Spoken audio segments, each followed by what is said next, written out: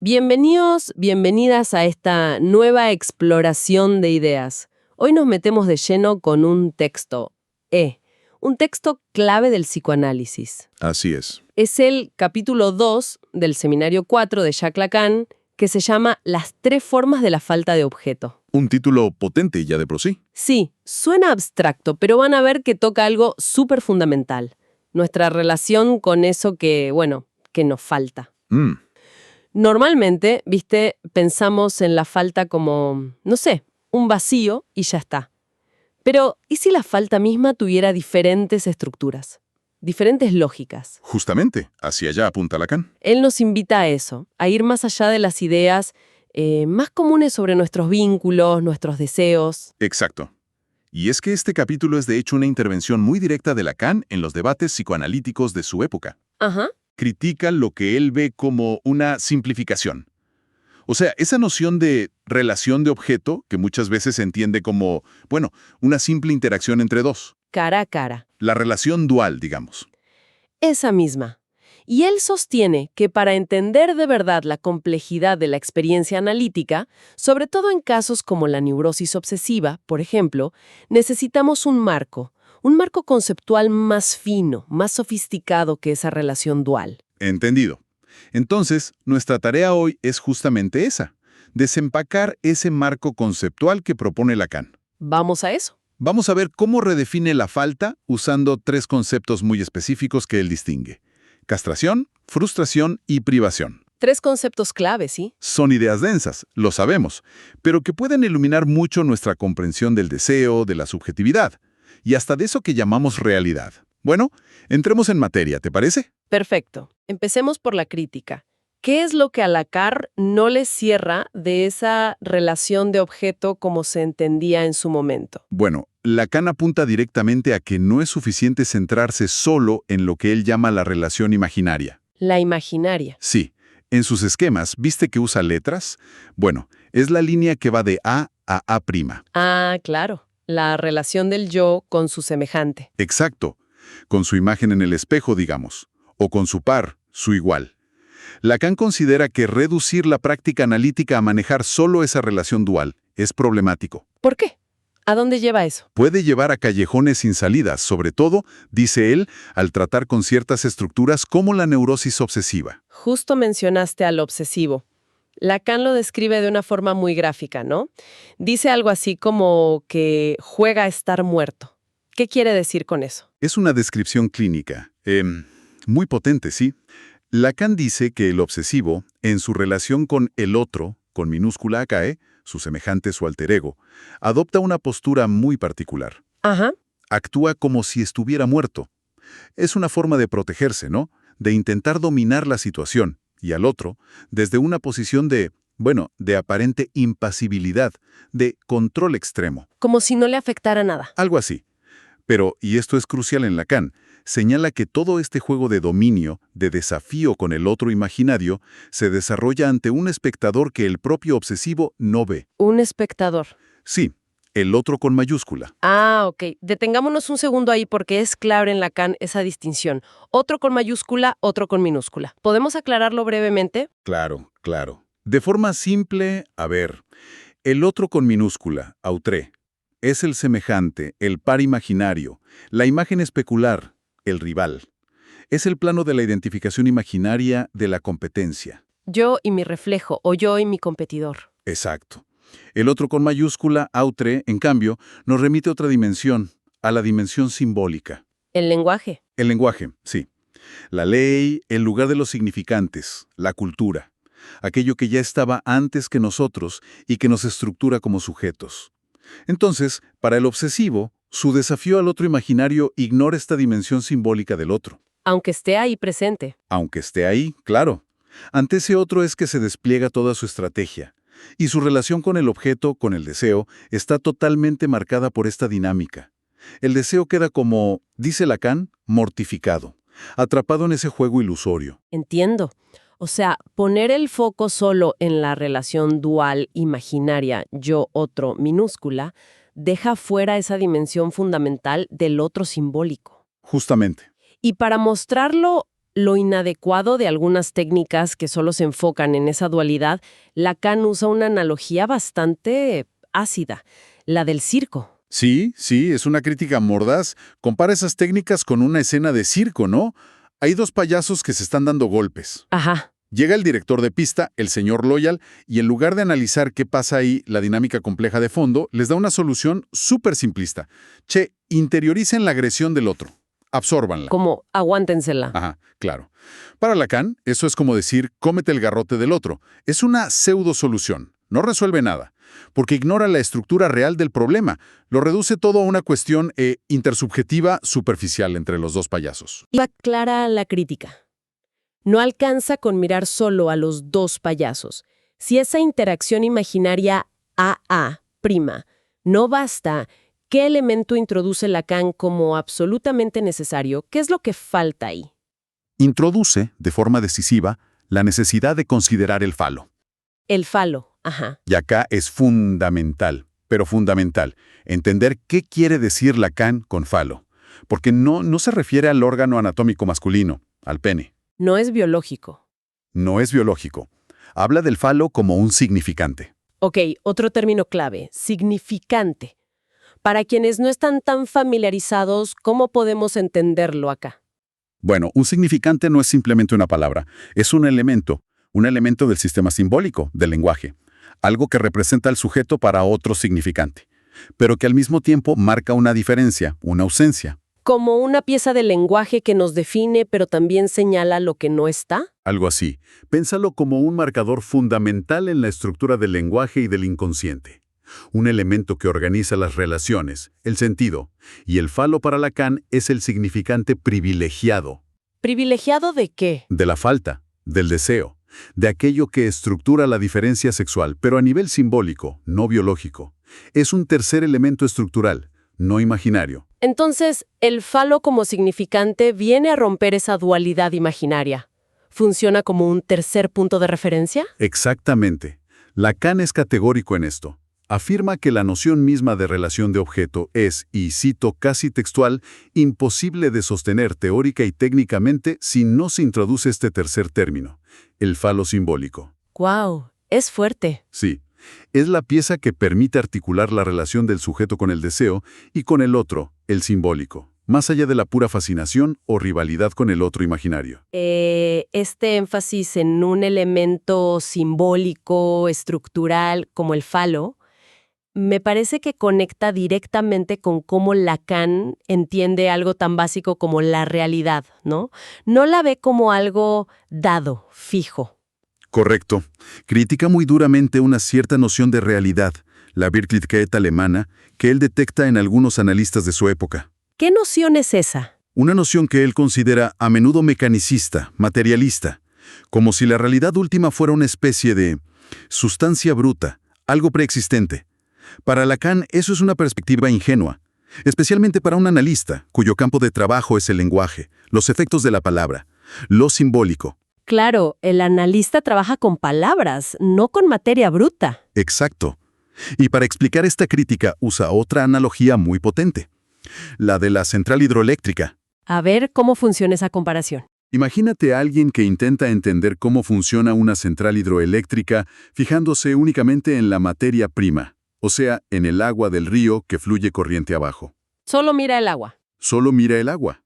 Lacan dice que eso sería un error garrafal. Lo crucial no es el agua en sí misma, esa supuesta realidad bruta, sino la máquina, la estructura de la central. Las turbinas, los generadores. Exacto. Las turbinas, los generadores, los transformadores, todo el sistema de distribución. Esa estructura es la que captura, transforma, acumula y distribuye la energía. La energía solo cuenta, dice Lacan, cuando es medida y estructurada por este sistema. Entonces, si aplicamos la analogía, la máquina sería la estructura simbólica, el lenguaje, el orden significante, y la energía serían los efectos de sentido, el deseo, la subjetividad. Precisamente. No podemos entender la subjetividad mirando una supuesta realidad presimbólica, sino cómo la estructura simbólica la organiza. Justamente. Lo que importa no es una hipotética realidad material original, sino cómo la estructura simbólica Esa máquina significante opera, organiza y le da forma a todo el campo de la experiencia humana. Es radical. Es muy radical. Tanto que Lacan llega a decir que incluso aquello que Freud llamó el ello, el es en alemán, esa instancia pulsional supuestamente caótica. Lo más básico, lo más pulsional. Exacto. Para Lacan no es una realidad primitiva y confusa. Afirma que el es con el que trabaja el psicoanálisis ya está estructurado, articulado como un lenguaje, como significantes presentes en lo real, aunque el sujeto no los comprenda. Lo simbólico impregna lo real desde el vamos. ¡Wow! Esta primacía de la estructura simbólica, de la máquina significante que organiza incluso lo más real o pulsional, nos lleva directo al corazón del capítulo, ¿no? A su propuesta sobre las distintas formas de la falta de objeto. Exactamente. Porque parece que para Lacan, la falta no es un simple vacío, es algo estructurado por lo simbólico. Justamente, este es el punto culminante del capítulo. Lacan argumenta que esa noción de falta de objeto, que es tan central en psicoanálisis, no es unívoca, no es una sola cosa. No hay una falta. No hay una falta. Basándose en Freud, sí, pero refinando y sistematizando sus ideas de una manera muy precisa, él distingue tres modalidades. Tres formas lógicas y estructuralmente diferentes de la falta. Castración, frustración y privación. Esas tres. Y no son sinónimos intercambiables, para nada.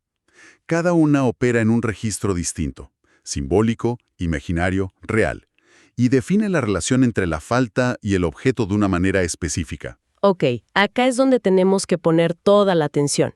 Vamos a desglosar estas tres formas. ¿Podrías explicarnos cada una, indicando en qué registro opera, qué tipo de objeto falta y quién sería el agente de esa falta, según Lacan? Perfecto. Empecemos por la castración. Lacan la sitúa fundamentalmente en el registro simbólico. Ok, simbólico. La falta acá se experimenta como una deuda simbólica, como la inscripción de la ley, la aceptación de que no se puede tener todo, de que hay un límite impuesto por el orden significante. La ley del lenguaje. La ley social. Exacto. Y el objeto que falta en la castración es, por naturaleza, simbólico también. ¿Cuál es? Es el falo como significante. El significante de esa misma falta o límite. Y Lacan sugiere que el agente de la castración, quien introduce esta ley simbólica, sería la función del padre real. Padre real.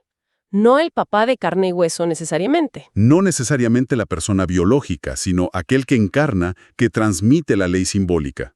La función paterna en su dimensión simbólica. Entendido. Entonces, la castración no es tanto una amenaza física como una operación simbólica que nos mete en el lenguaje, en la ley, marcando una falta estructural ligada al deseo. Exacto. Bien. ¿Y la frustración? La frustración. Esta opera, según Lacan, en el registro imaginario. Imaginario, ok. La falta acá se vive como un daño, como una herida narcisista, una injusticia sufrida por el yo en su relación con el otro. Como me hicieron algo malo. Algo así.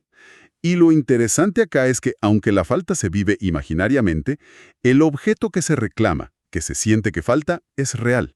Un objeto real. ¿Cómo cuál? El ejemplo paradigmático que da Lacan es el pecho materno. Un objeto real, cuya ausencia o presencia es vivida por el niño como un don o una negación que le causa un daño imaginario. Ajá. Y el agente de la frustración, según Lacan, sería la madre simbólica. Espera, a ver si entendí. El objeto pecho es real. La falta se vive como un daño imaginario, pero el agente es la madre simbólica. ¿Por qué simbólica? Buena pregunta. Es clave. Porque no se trata solamente de la presencia o ausencia física del objeto real. Se trata de que esa presencia o ausencia está mediada por la palabra, por el deseo, por la voluntad de la madre como figura que ocupa un lugar en el orden simbólico. Ah, no es solo si está o no está el pecho. Claro, es la madre como aquella que da o retiene el objeto real, pero lo hace en función de su arbitrio, de su palabra, de su lugar en la estructura simbólica que la precede. La frustración surge justo ahí, en esa tensión entre la demanda del sujeto, que es imaginaria, y la respuesta de la madre, mediada simbólicamente, respecto a un objeto real. Entendido. Es la dimensión simbólica de la madre la que convierte la ausencia del objeto real en una fuente de frustración imaginaria. Vale, clarísimo. Nos queda la tercera. La privación. Esta parece la más paradójica. Sí, La privación es, conceptualmente, la más compleja. Y la más contraintuitiva, tal vez. Lacan la sitúa en el registro de lo real. ¿En lo real? Ok. La falta acá es un agujero real, una ausencia efectiva, algo que realmente no está ahí donde debería estar, según una estructura preexistente. Un faltante concreto. Un faltante concreto, sí, pero, y acá viene lo crucial, lo paradójico, el objeto cuya falta constituye la privación es simbólico. A ver, una falta real definida por un objeto simbólico. Eso parece invertir toda lógica habitual. ¿Cómo? ¿Cómo se entiende eso? Exactamente. Implica de nuevo una primacía de lo simbólico, incluso para poder concebir una falta en lo real. Para que un agujero en lo real sea percibido como una privación de algo específico, es necesario que exista previamente una estructura simbólica, un mapa conceptual, digamos. Algo que defina lo que debería estar ahí. Justamente, que defina qué es lo que debería estar ahí. El objeto faltante es simbólico en el sentido de que es la idea, el concepto, la forma simbólicamente definida, lo que permite reconocer la ausencia real como tal.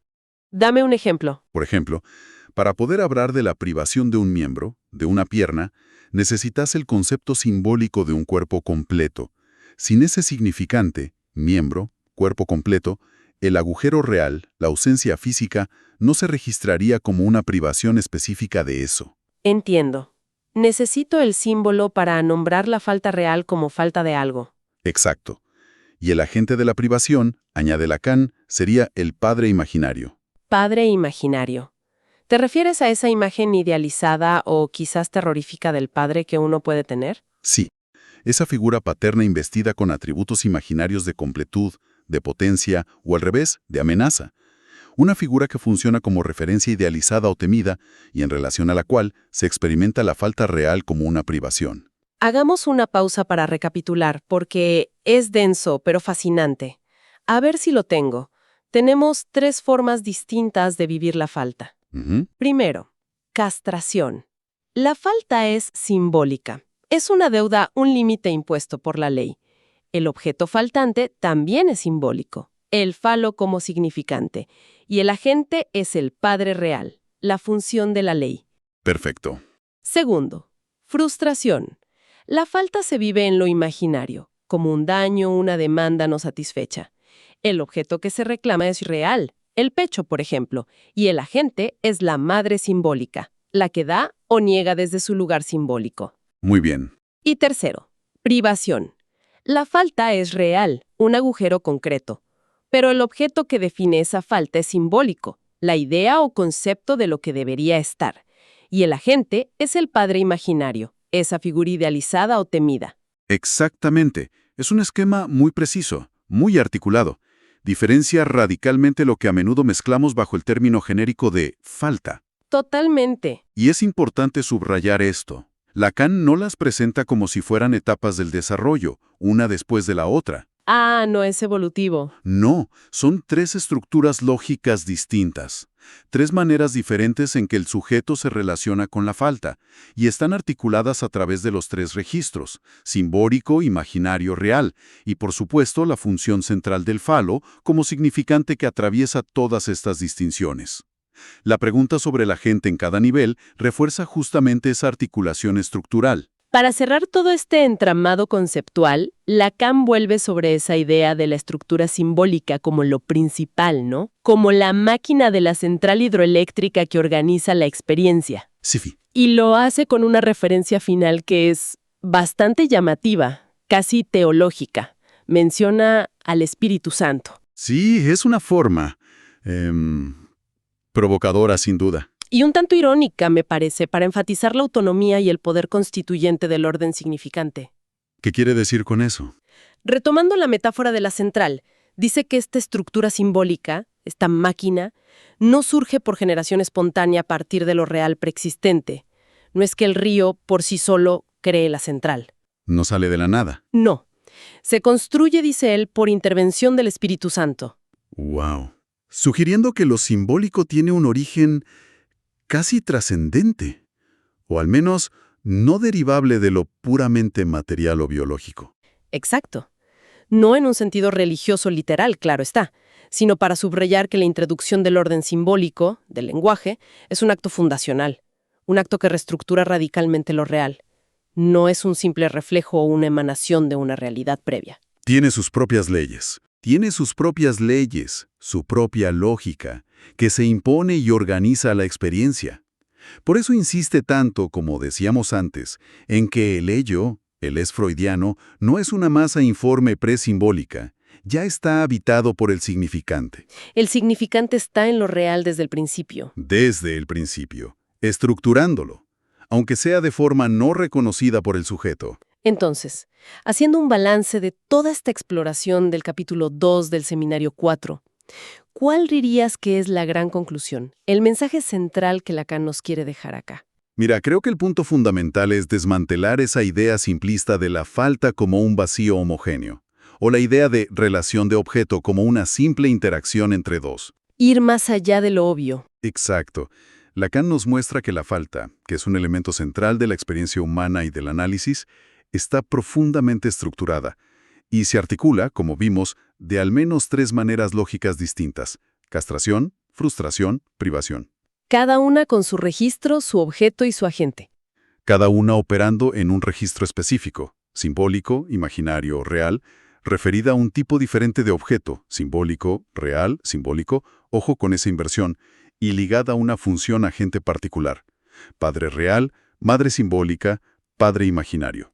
Y todo este complejo entramado está organizado por la primacía del orden simbólico. Ujú. Y la función crucial del falo, no como órgano, sino como ese significante clave que articula el deseo y la diferencia. Exactamente.